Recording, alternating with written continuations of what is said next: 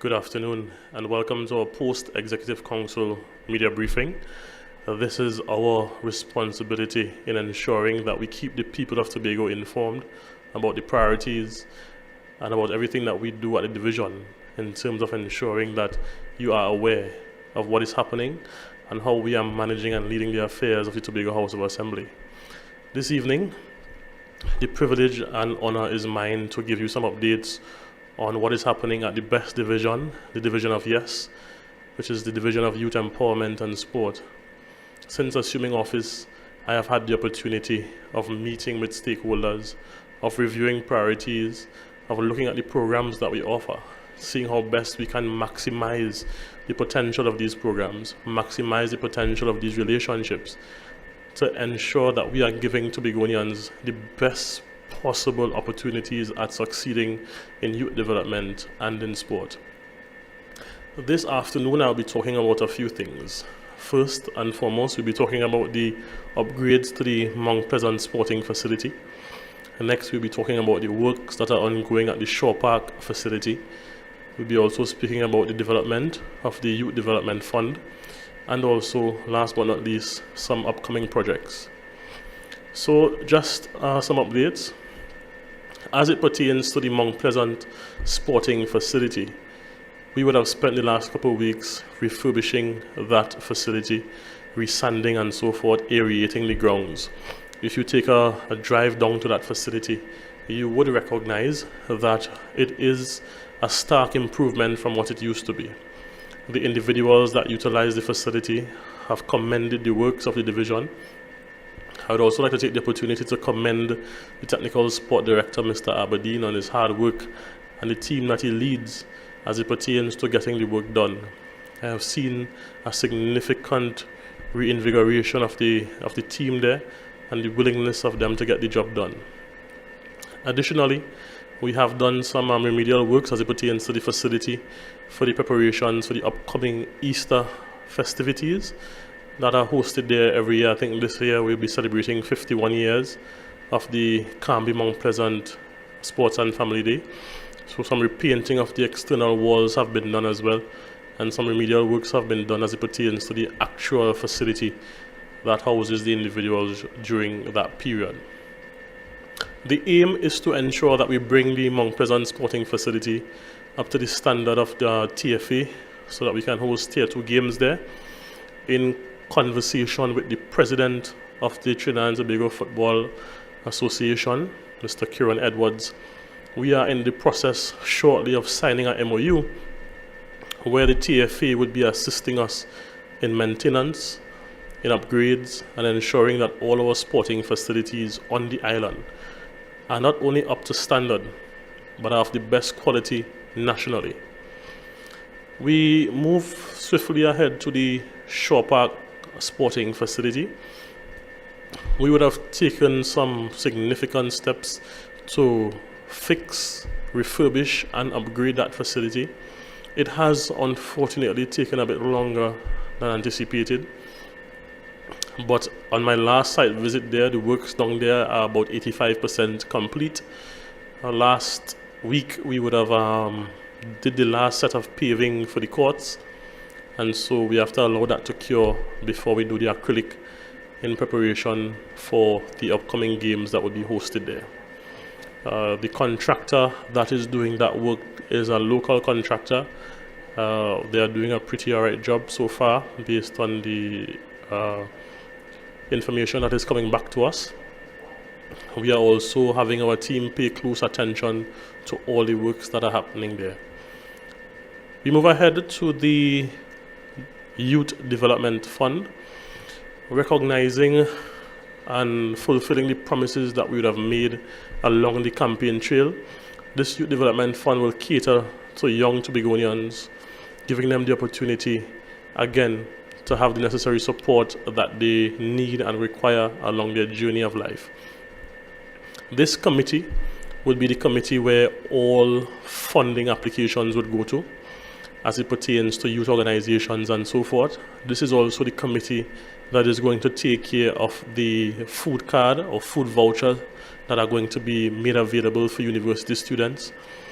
And this committee is going to be established before the end of the month of March, and students can look forward to applying to that committee to access the funds available for the food vouchers for the upcoming semester in September.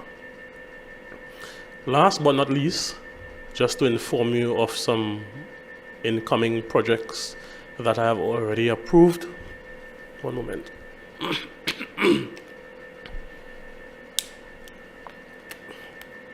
Please forgive me, I'm a bit under the weather. So upcoming projects that we have already approved would be upgrades to the table piece facility. Also, we have upgrades coming to the Blackrock hardcourt facility, and we also have some significant upgrades coming to the Goodwood hardcourt facility as well, just to name the 3 that we are engaging in this month. On the stream, we have significant upgrades to all our facilities. We are putting together a team here at the division to ensure that we are able to react a bit faster and maintain the grounds a lot better. We would have started the process of going to all the sporting facilities that we have in the Tobago East. We have visited, done an assessment, and are currently in the process of doing some rehabilitation to all of those facilities. In this week coming here, we would now visit all in the north side of the island, on the northern side, and we'll again visit all on the western side of the island. And the management team would do an assessment of all those facilities, and again see how best we can move forward in ensuring that those facilities are maintained better and upgraded to an international standard. Something that we have paid significant attention to, we have recognized that a number of organizations and individuals apply for funding to the division for various reasons. So we are meeting with all the sporting organizations in the month of March to give them the policy and to give them the process by which they can apply for funding. We are implementing strict guidelines as to how you can access governmental funding. Organizations would now have to be registered, have their NGO certificate. They would also have to have audited financials, and they would also have to bring the receipts to show that the monies were utilized for the purpose for which they were applied. We are also ensuring that the division is able to assist most of the organizations and spread the limited resources across the plain. And so we would have a minimum of 3 months, so you'd have to apply a minimum of 3 months in advance to access the funding. So that gives us enough time to make the funding available and removes the rush and removes the disappointment that some persons may face when they do not get the access to the funding that they would have requested. Additionally, we are looking to redesign the Lalan Gordon Sports Fund and changing the name into the Sports Development Fund. That way we are able to serve a larger cross-section of the sporting fraternity as well. So those are just a few updates as to what has been happening. One moment.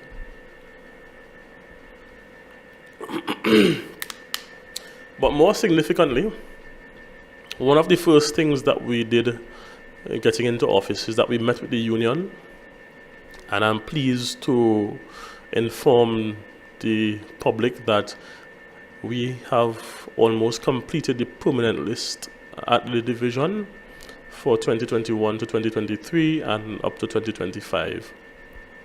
That list will be posted shortly, and so all of the persons that are on the daily paid list who have had challenges before would have all of those challenges sorted out, and thereby we can make the staff a bit happier moving forward as a division. We are the premier division. I heard the Chief Secretary indicated that OCS is the head and finance is the heart, but the division of yes is the crown, and we would take that position and do as best as we can for the advancement of the young people of Tobago and the sporting fraternity here in Tobago. At this time, I will take any questions from the media.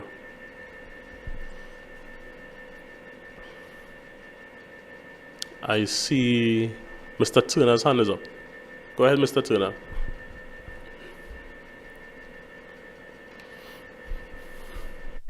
Yes, good afternoon, Mr. Dinoon.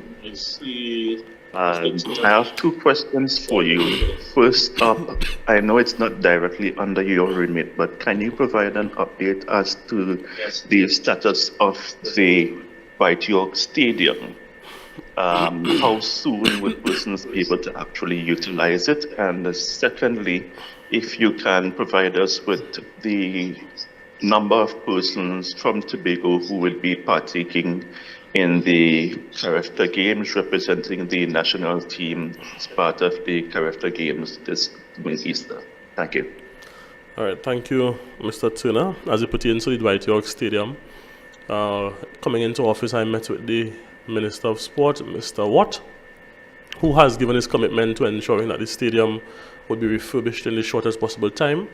One of the issues has to do with the Mondo. We had to wait until the dry season to have the Mondo put down.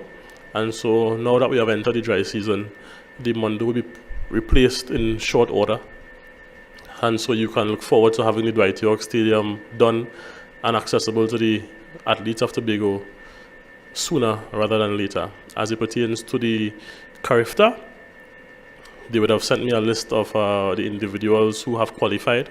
I don't have the information here with me right now. However, I can inform you that Tobago has done and continues to do well at that level, and the individuals that are going to represent us would be well supported. I see. Go ahead. Guardian Media. Stafford Nicholas, Guardian Media.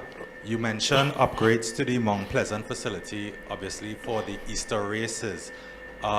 In terms of the success of it, it would depend heavily on the transport.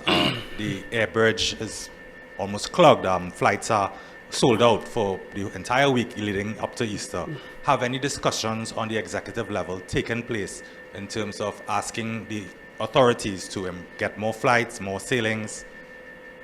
So you would be aware that Easter in Tobago is always oversubscribed, and thankfully, with the relationship that we have with central government, they have given their commitment to ensuring that additional flights would be made available. We are currently in the process of seeing how best we can have our jet service the air bridge during that period, and so you can look forward to having additional flights be made available to the public of Tobago during that period. The issue of flights, it's a perennial issue, and the complaint from the Hotel and Tourism Association is that it comes too late, and people, their bookings are cancelled, they make alternative plans, and these additional flights, yes, they do come, but they come too last minute. Are you satisfied with how the arrangements are thus far? No, well, I am not satisfied, especially given the fact that my community benefits significantly from Easter as well in Boko and Mount Pleasant, being in charge of both of the biggest events during that period. However, what I have seen is a significant willingness to do better as it pertains to the sea and air bridge. And so in conversations with the Minister with responsibilities for transport, we have seen that there is a significant willingness to assist during that period. We have made a request, and so going forward, you can look forward to a better communication as it pertains to flight availabilities. Mr. Dinoon, I know it's not under your remit. The Chief Secretary mentioned that the U.S. troops will be leaving in days. Do we have any updates in terms of when exactly the U.S. troops will be leaving? Right. So because that is a sensitive issue in terms of homeland security and so forth, the exact timeline would not be given, but they will be leaving shortly. Yeah. I see Ms. Williams.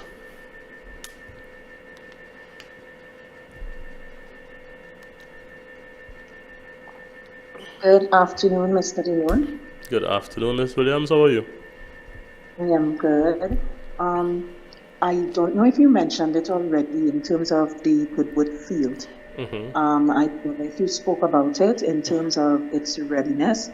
I know it has been delayed for some time. If we can get an update on that. And in terms of the additional flights for the air bridge, is it that something Is the THA looking at the wet leasing of an aircraft, especially for times like this?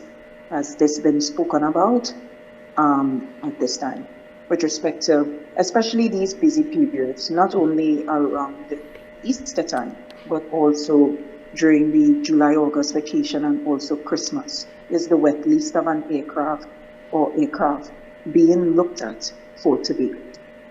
All right, so to answer the questions in the order that you would have given them, as it pertains to the Goodwood facility, I have given instructions to have the court refurbished. As it pertains to the pavilion and the field, those are projects that are in the pipeline to be accomplished and completed shortly.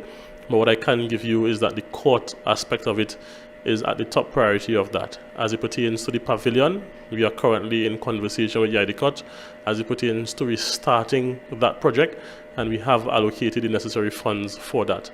As it pertains to the wet leasing, the Chief Secretary recently attended a few events as it pertains to flights and so forth. We have considered the wet leasing arrangement.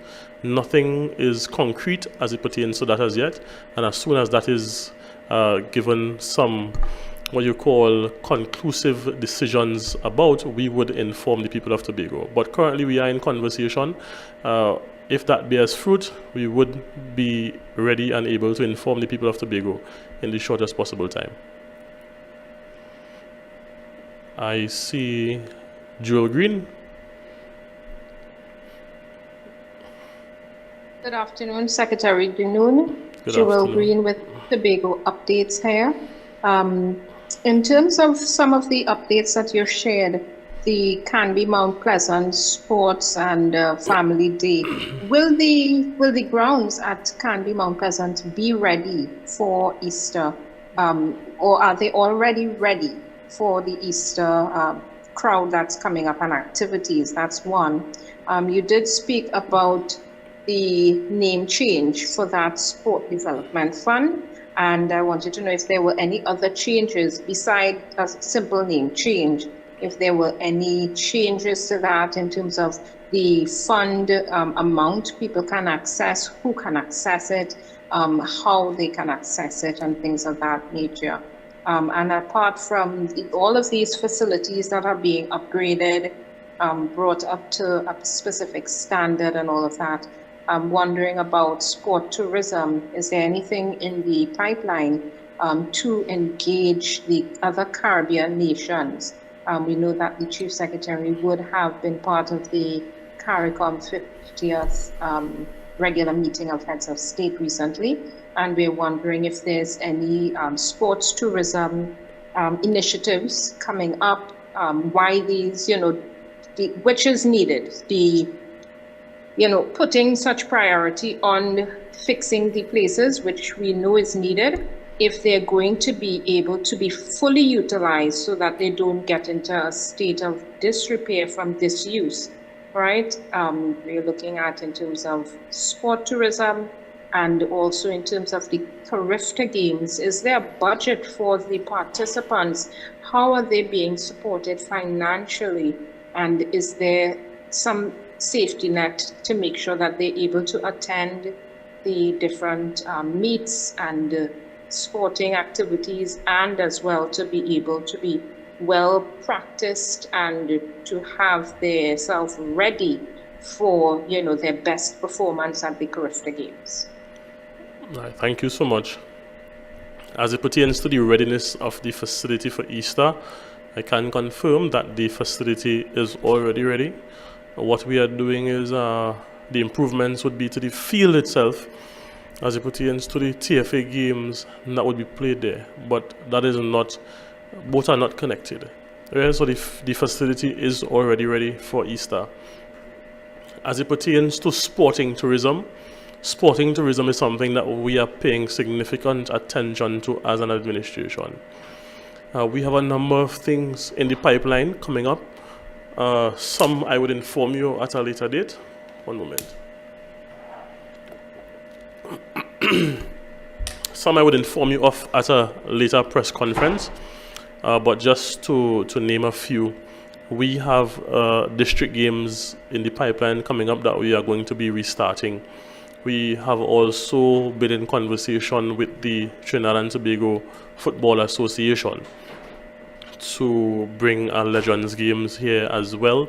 As I said, all of those things are in the pipeline.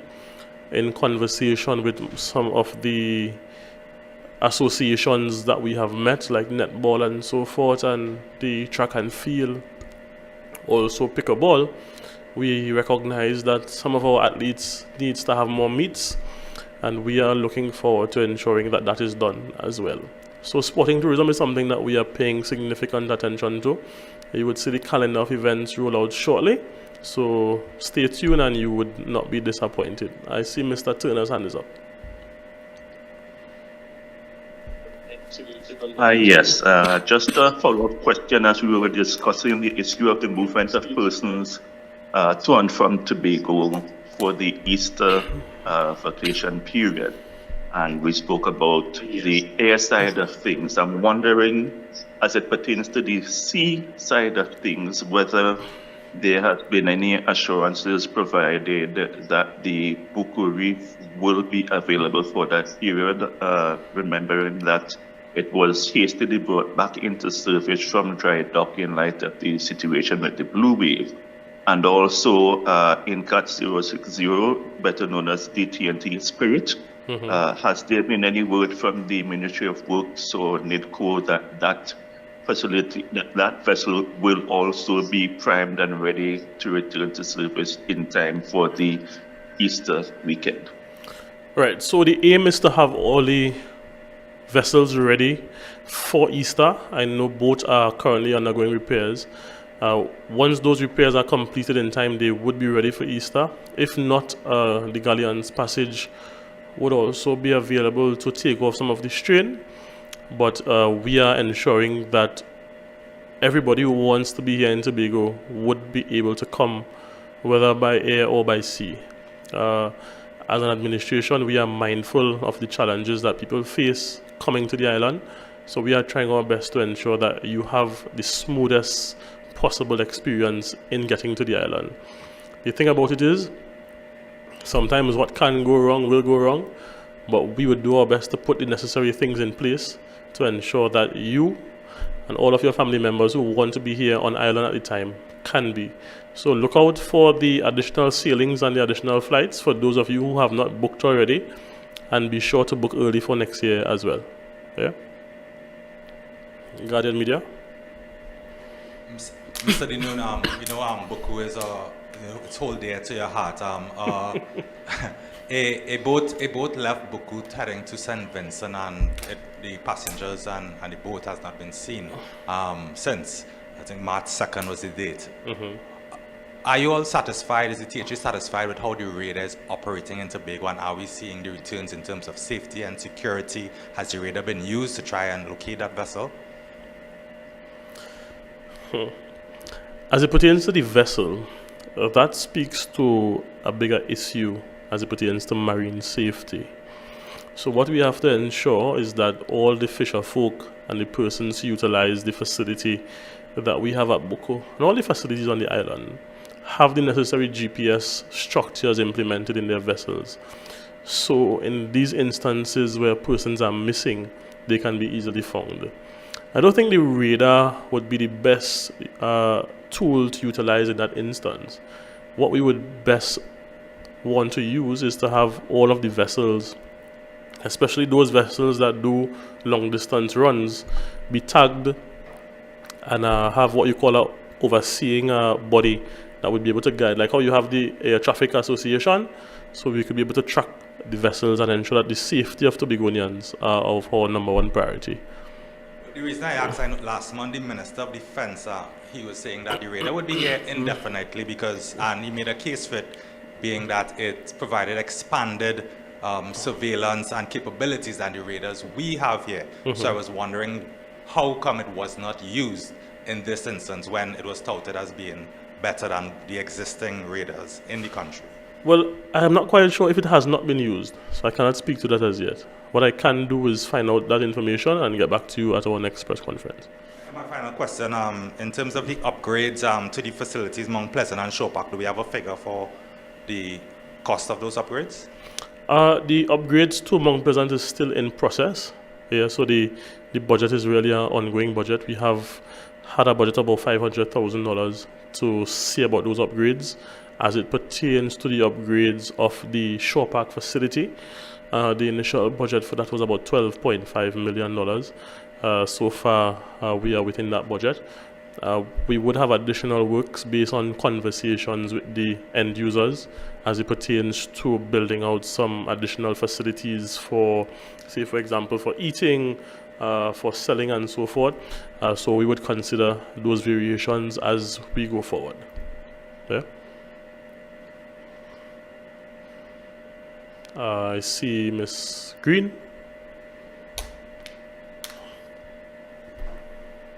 Yes, Secretary Dinoon.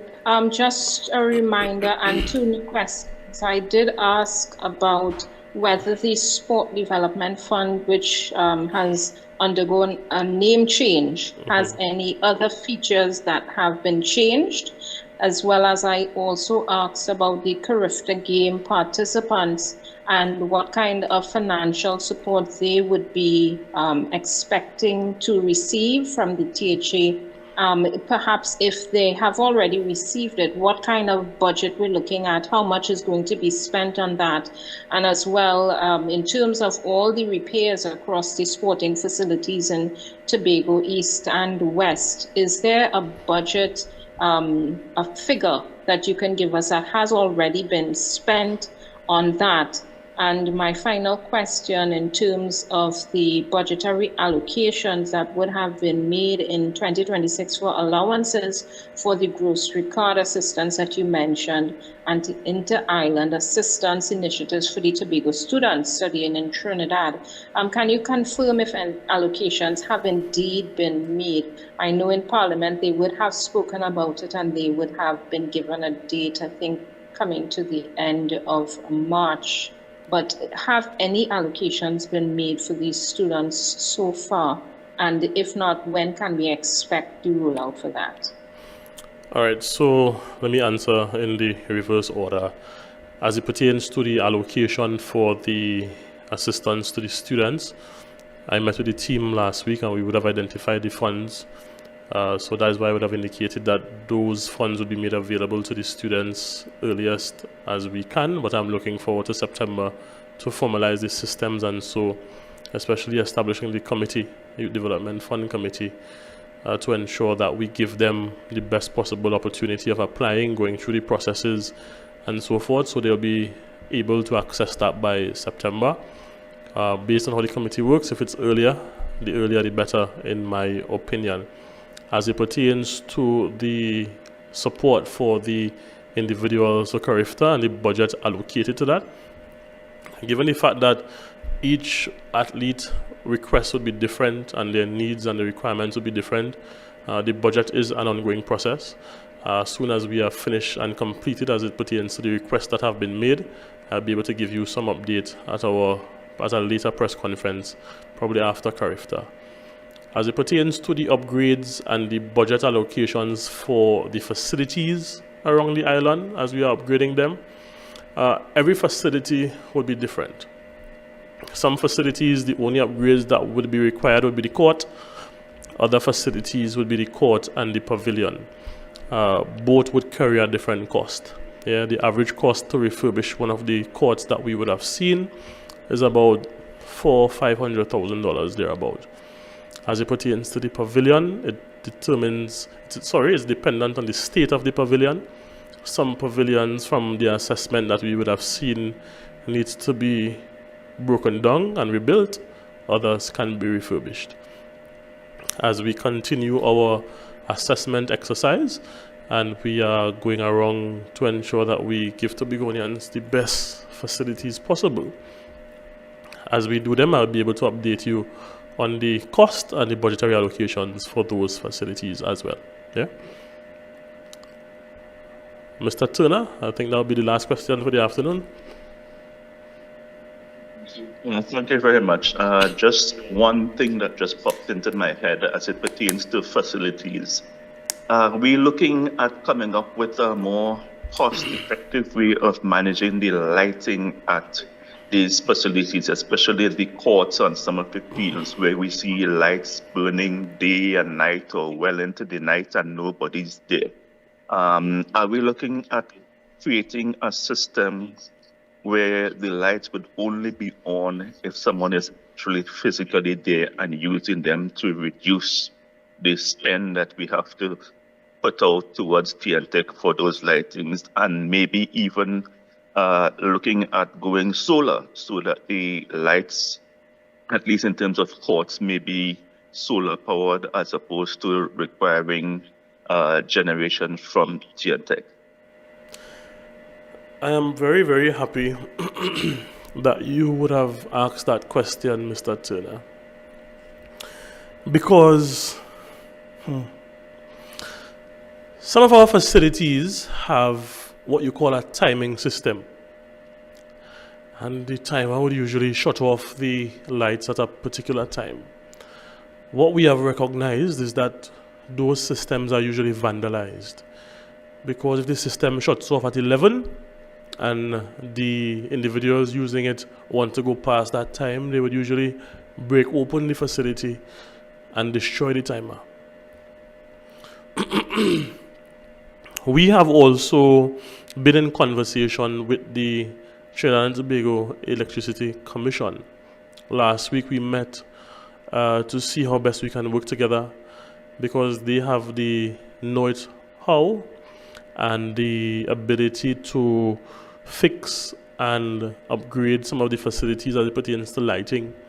One of the conversations we had was about a mechanism whereby the community can utilize the facilities with a coin system that we would be able to make available and so forth. So we are looking at how we can not only monetize it, but see how best we can reduce the wastage.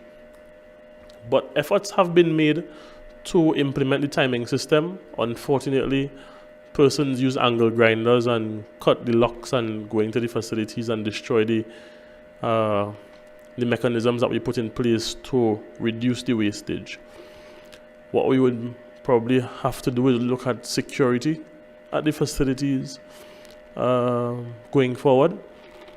What we are also going to do is hand over some of these facilities to the communities in terms of the village councils and so forth, so that they would have the necessary responsibility for them. So, Mr. Turner, it's not that we have not been trying, we have, but we are fighting many battles. But we are going to not give up the fight. We are going to ensure that we serve the people of Tobago to the best as we can, especially the young people and the sporting fraternity. But I want all of us as a people to do our part in ensuring that we protect the limited assets that we have. If you see somebody destroying these things, please take a video, take a picture, talk to them, tell them that when you destroy these facilities, the amount of money it costs to refurbish it is difficult. Those monies can be utilized somewhere else as we make Tobago the greatest little island on the planet. And making Tobago the greatest little island on the planet is something that all of us have to be a part of as a people. We have to be proud of what we have, passionate about what we are about to do. And we can only do that together, working hand in hand. So as the Secretary with responsibility for youth empowerment and sport, I give you my commitment to supporting youth empowerment and sport development on the island. But I need your assistance in protecting the limited resources that we have. Let me thank all of you for being here. I know you could have been doing something different on Sundays, but this is our promise to you to ensure that we remain accountable and accessible, and to give you the information as it comes. It is my privilege to be here again. I wish you a wonderful Sunday. I hope you had a wonderful Sunday lunch, and may Almighty God continue to bless and keep all of you.